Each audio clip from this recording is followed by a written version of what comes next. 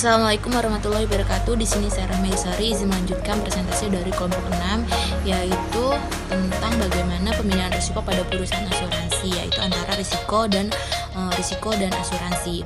Nah, lalu selanjutnya apa yang disebut dengan asuransi?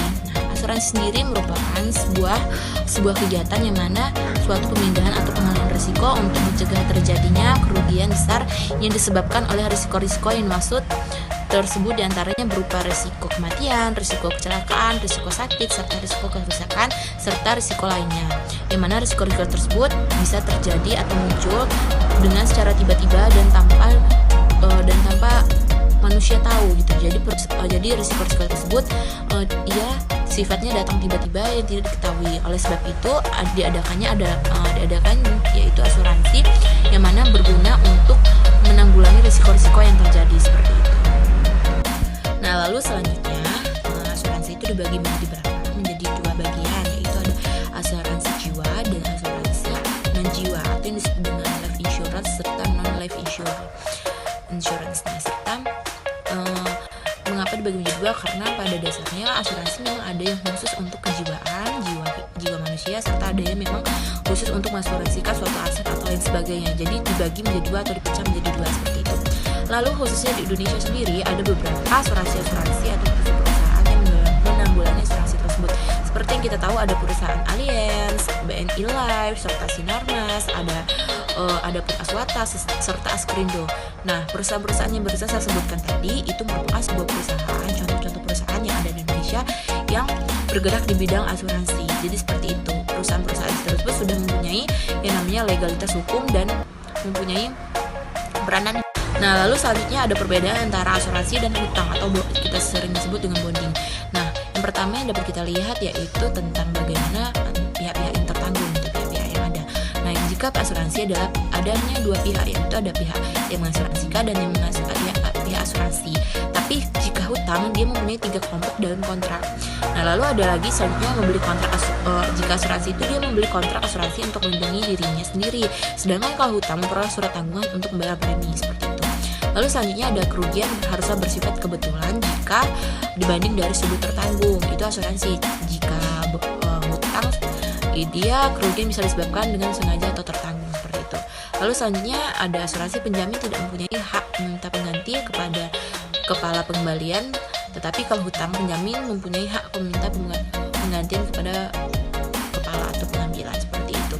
Selanjutnya presentasi akan dilanjutkan oleh teman saya. Terima kasih. Baik, di sini saya akan melanjutkan materi dari saudari Rahma Yusari, yaitu tentang manfaat dan biaya asuransi. Sebenarnya, manfaat asuransi adalah mengganti kerugian bagi mereka yang menderita kerugian tak diharapkan. Mereka ini dipulihkan atau setidaknya untuk mengubah posisi ekonomi yang sebelumnya. Manfaat yang lebih berarti tapi kurang nyata dari asuransi muncul dari kenyataan bahwa asuransi itu dapat A. menghilangkan risiko ketidakpastian serta reaksi pribadi seperti cemas terhadap risiko bagi pihak tertanggung individual. B. mengurangi tentang risiko ketidakpastian serta reaksi sebaliknya telah menghadapi risiko ini dalam masyarakat.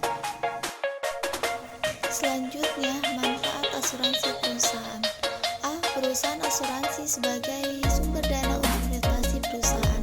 Asuransi sebagai salah satu lembaga keuangan, bukan bank, yang dapat mengerahkan dana-dana yang tersedia untuk investasi di luar asuransi. Tidak hanya karena risiko yang kecil, tetapi juga karena adanya suatu pemasukan yang kontan, sehingga jumlah uang yang tersedia selalu melebihi cadangan bayaran klaim. B. Pengendalian kerugian. Meskipun pengawasan kerugian bukan suatu bagian yang terkandung dalam konsep asuransi, perusahaan asuransi merupakan perusahaan pelopor dalam pengendalian kerugian. C. Bantuan bagi perusahaan kecil. Asuransi meningkatkan semangat bersaing, sebab tanpa perusahaan asuransi, perusahaan kecil akan menghadapi suatu persaingan yang kurang efektif terhadap perusahaan besar. Selanjutnya, jenis-jenis biaya asuransi. 1. Biaya operasi. Asuransi menciptakan biaya seperti biaya pengendalian kerugian, biaya penelitian atau adjustment kerugian.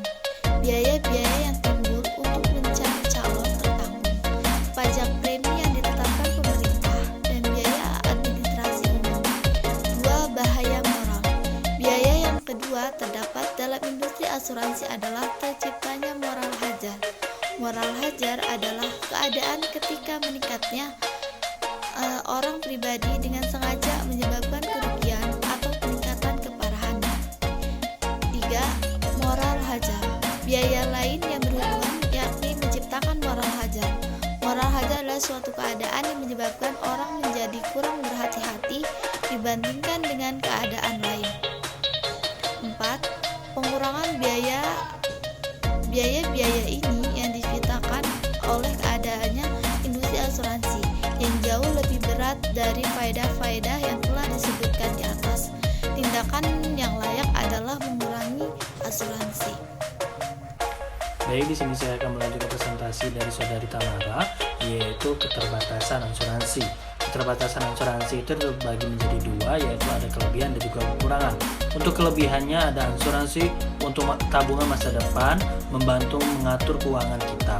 Dan juga untuk kekurangannya, yaitu ada di dana bisa hangus apabila premi tidak dibayar, dan juga sebagai dana premi menjadi keuntungan bagi perusahaan. Selanjutnya yaitu kesimpulan, di mana kesimpulannya itu adalah asuransi dapat didefinisikan dari dua sudut pandang. Yang pertama ada asuransi sebagai pelindungan terhadap risiko keuangan yang disediakan pihak insurer. Dan yang kedua yaitu ada asuransi ala pengembangan risiko dari banyak orang atau perusahaan melalui sumbangan aktual atau yang dijanjikan untuk membantu dana guna membayar klaim. Dari sudut pandangan orang yang diasuransikan, asuransi merupakan pelatasi risiko dan juga kombinasi risiko. Terima kasih. Cukup sekian dari kelompok kami, kelompok 6. Apabila banyak kekurangan saya mohon maaf, dan kepada Allah saya mohon ampun. Astagfirullahaladzim. Kami akhiri. Wassalamualaikum warahmatullahi wabarakatuh.